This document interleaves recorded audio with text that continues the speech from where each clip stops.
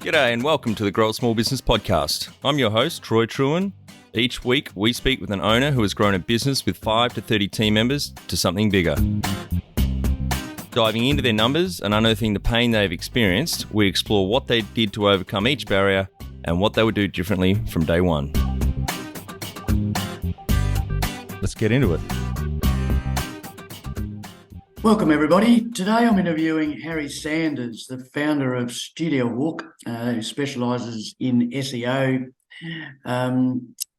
based in Melbourne, Australia, and also has an office in London. And today we're going to be discussing the landscape of SEO and where you can use artificial intelligence and where to avoid it, which is obviously very topical at the moment.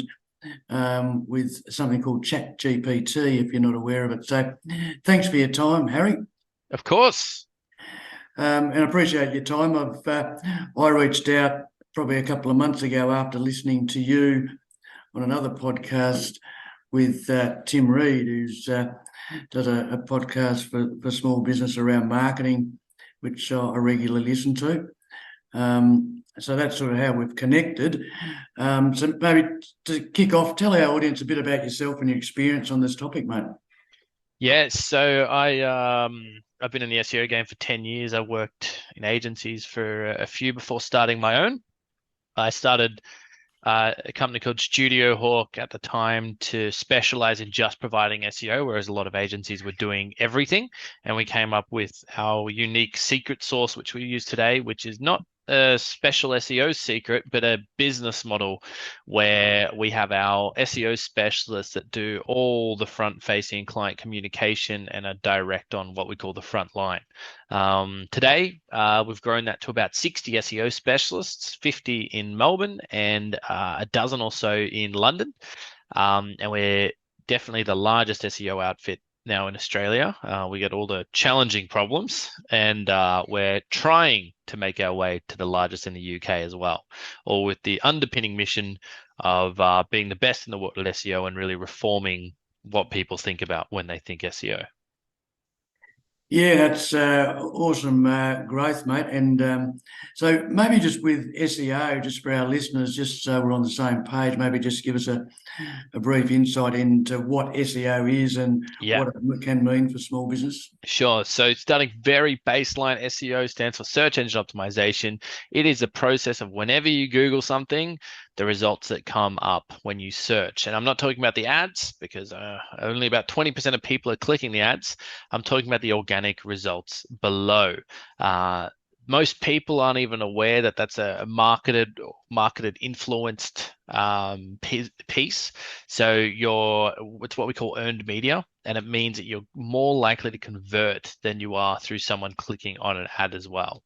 So that's what we do. What SEO is today is very different than what it was 10 years ago. If you've heard SEO is about how many keywords you have on your page, or some tricks or tips that you've kind of like, shortcuts. It's very much not that today. It's very much building a solid foundation and understanding of a brand and their positioning. Yeah, right. So I guess, as you say, the branding and positioning, particularly in a digital sense these days, is very important. So where do sort of small businesses start if they sort of haven't really done anything in this space? Well, I think it's as critical that small businesses, if you're going to rely on marketing to power your business, I think it's as critical you learn bits and pieces about SEO and paid ads as you do reading a P&L. There's a heap of online resources to start. We've got one called Hawk Academy, which has got a bunch of free information on it. There's another one called Learning SEO, which is a bit more in depth and advanced, but it's just understanding the basic fundamental pillars like publishing content, positioning yourself as an expert in your field, setting up a Google My Business so that you can get reviews and customers can find you. All of those basic things can be the difference between having a successful business and a floundering one. Yeah, you mentioned, so the Google My Review, is that? Yeah, Google My Business. My Business, sorry, yeah. I only sort of found that out last year myself, and as you say, that can be pretty powerful, but only something that doesn't actually take much to set up, is it? No, very simple 10-minute job, but you can start getting people in straight away. Yeah. So, yeah, like you say, for small businesses, there's lots of things they can do without having to spend a great deal of time and money, at least to sort of get things started. Absolutely. So, what are the sort of key implications that small business owners should be aware of with respect to, I guess, like you say, the SEO landscape and where artificial intelligence sort of fits in now? Yeah, so AI has obviously been a huge thing, and we've been moving on it in the first few days since it came out. What we found, and bluntly, the best way of putting what AI does is it is very good at generating very, very persuasive crap. If you fact check it at all, it's not very accurate, but it is very good at putting out persuasive, like it makes you believe it. That can be used for a lot of things. It can help you with the first draft on something. It can help you in performance reviews or appraisals or reviewing even, contracts, which ChatGPT 4, which has just come out and has a massive word limit.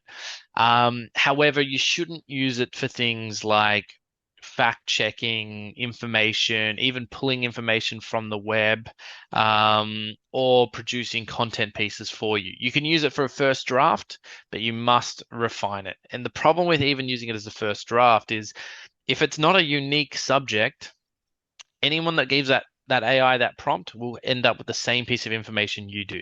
So you're not really contributing any expertise. Google's not going to see you as a thought leader. They're just going to see you generating rubbish. So you need to make sure that you engineer it in a way that you're presenting something that's unique, that you have a unique insight on, that you can maybe use AI for a first draft on. Yeah, right. So when you sort of reference unique, is that in sort of the content, your language you use? What sort of do you mean by that? Your expertise. Like, what do you, Michael, as a person have that other people don't have? What is your zone of genius? Like, if you don't have one, then to be honest, why are you even publishing content? Yeah. If you do some generic blog about, why, 5 pitfalls of small business, it's like you need to have a unique insight. You need to be like, well, I've worked with 20 small businesses. These are the 3 reasons why they're failing in my experience. Right. That's a unique insight. If you're just publishing crappy content and expecting it to go anywhere, you're wasting your time. Yeah, gotcha. So sort of leveraging your credibility and authority around a specific topic. Absolutely. Yeah, gotcha. And I guess, as you say, the risk in relying on AI, and platforms like ChatGPT, you're not going to stand out, certainly from an SEO perspective, if you just sort of follow the line there, right? Definitely not. So they're great tools, and I have no doubt that in 2 years' time, everyone will be using these as tools, just like we use a computer to do things. However, you need to learn how to be good at crafting these prompts. And you can't use it. It's not a Swiss Army knife. It needs to come in for very specific tasks to help or provide insight or supplement your insights, a better way of putting it. Yeah, that's a good context. And respect to small business owners, as say, sort of, I guess, putting content out there that supports their services, products, but in a unique way. I guess I've, in the business coaching role, speak to businesses often about content marketing. So again, it sort of comes back with any content you're putting out there, whether it's about your product or not. Again, it's positioning around your expertise and authority. That's what you're saying? That's exactly it. How do you position around your expertise and authority? What makes you unique in the market? What's that niche that you fill that other people don't fill? That's the only way as a small business you're ever going to compete with the big ones. I know I started a small business. I specialize in SEO. I carved out that niche. I said, I'm not going to own the digital marketing sphere. I have no interest in owning the digital marketing sphere. But SEO and that part of it, I'm going to own. I'm going to know everything about it and build a world-class team to own that thing. Be the change you want to see in your business. Become more productive and less stressed with our free Transform Your Performance online course. Once you see the benefits, put your entire team through the course at no cost. We start out by telling you the secret to guaranteed success, then over 100 lessons help you be more focused, present, productive, and feel more in control about work. growasmallbusiness.com.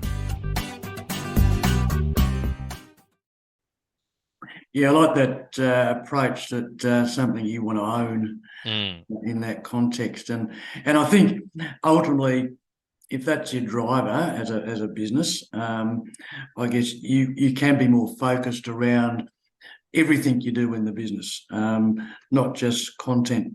So it's a good insight. Digital PR. Where does that sit in your mind for a small business, and is it relevant? Yeah. Look, there's some parts of digital PR that small business can do. There's some parts that they cannot do. Some digital PR is reliant on very creative campaigns where you come up with, a calculator or a piece of creative content using data that only you have and reach out to the press. That sounds great in theory. Getting a small business to do that and having a budget to do that is extremely unreliable. It can cost $5,000 minimum just to pilot something like that, and there's no guarantee that it's going to get any coverage. More likely, small businesses can implement what we would call like press call out digital PR, which is where you've got services like SourceBottle and Harrow that journalists put inquiries out every day, and you select what inquiries you'd like to receive. Like if you're a landscaper, you can receive inquiries related to landscaping or garden blogs, and they'll go out and look for experts in that field. You can reply usually within like a couple hours. You need to be really fast on these with an expert opinion or roundup, and that's going to secure you a link. That's one thing that small business can do. However, it does take a lot of time in the sense that you can send a lot of inquiries and get very little back. So yeah, if there's, again, on Hawk Academy, there's a whole module for free called Press Callout, where we kind of unpack spreadsheets and data to kind of explore how someone might do that.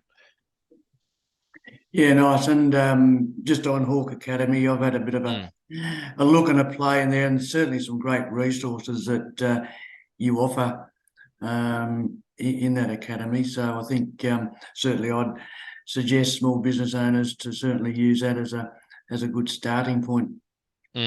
Absolutely. It's meant to be a starting point so that you can learn about some of these things, dip your toes in, and then if you find they work for you, you can explore them more. Yeah, so it's great. You can support small business in that way.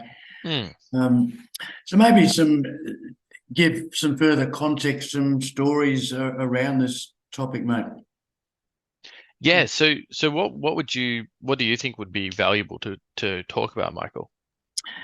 Well, maybe just how an example and maybe a good story and maybe a bad story around how small business owners can use SEO and in conjunction with AI, I guess, to build their brand and sort of, I guess, sales ultimately. Yeah, I mean, good stories I've got literally hundreds. Every business ever has started out as a small business. They've had to hustle their way through creating content, yada, yada, yada. Like there's a lot of brands that we work with, and what they do is they find a niche similar to what I mentioned before, and they build out their content, they build out their audience, they find out what their customers want.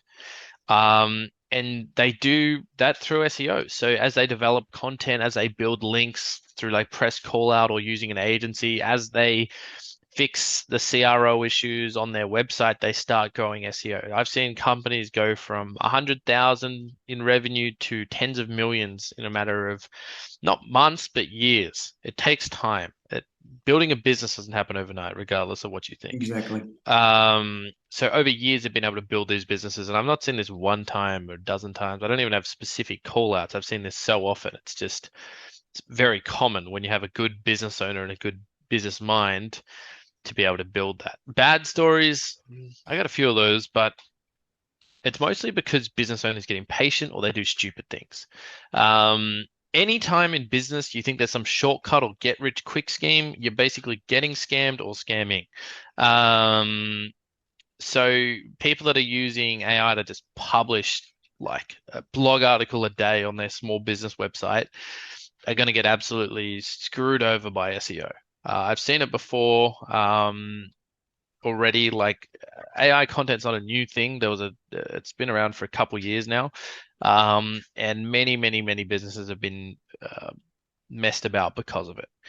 It's not a shortcut. It can help you do your job, but it's like, it's no different than copying and pasting someone else's article and putting it on your website and expecting it to do well. I don't understand why people try and take these shortcuts all the time. So I've seen that happen. I've seen businesses crumble with their SEO. I've seen businesses migrate to new URLs or new websites and destroy their SEO. I mean, there's so many stories of ways to destroy your SEO. It's like asking what can go wrong when you're driving a car. Like a million things can go wrong. Yeah. But I think, like you say, the commonality around the bad stories is impatience and lack of focus and consistency and discipline, which in my experience over many years are sort of the key criteria to be successful in growing a business. As you say, it doesn't happen overnight, but I guess you need to have that discipline and consistency that sort of overarches your approach. So it's no different in this context either, right? No, absolutely. You need to have that consistency, that focus, and that discipline. And that's business and SEO. They're not very dissimilar. Yeah.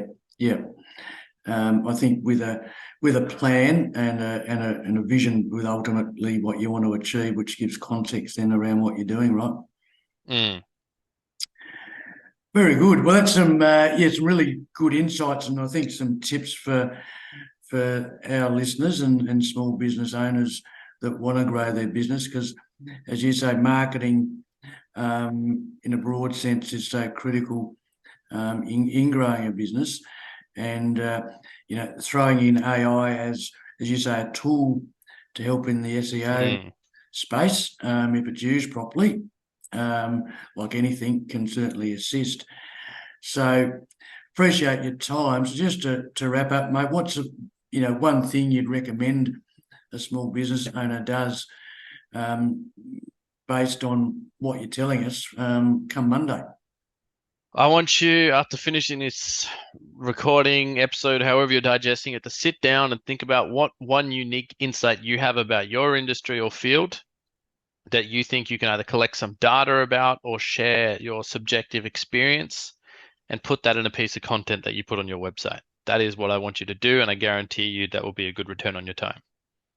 Awesome. And not necessarily too complex. I like it. It's simple, but just taking time to just reflect on what that looks like for your each business owner. Absolutely. Thanks for having me on, Michael. No, appreciate it, Harry. And all the best. Hopefully talk again soon. That's it. Thanks for listening. Please leave a review in iTunes or whatever platform you listen to us on. It means more small business owners will find our cast and help people with their business growth journey.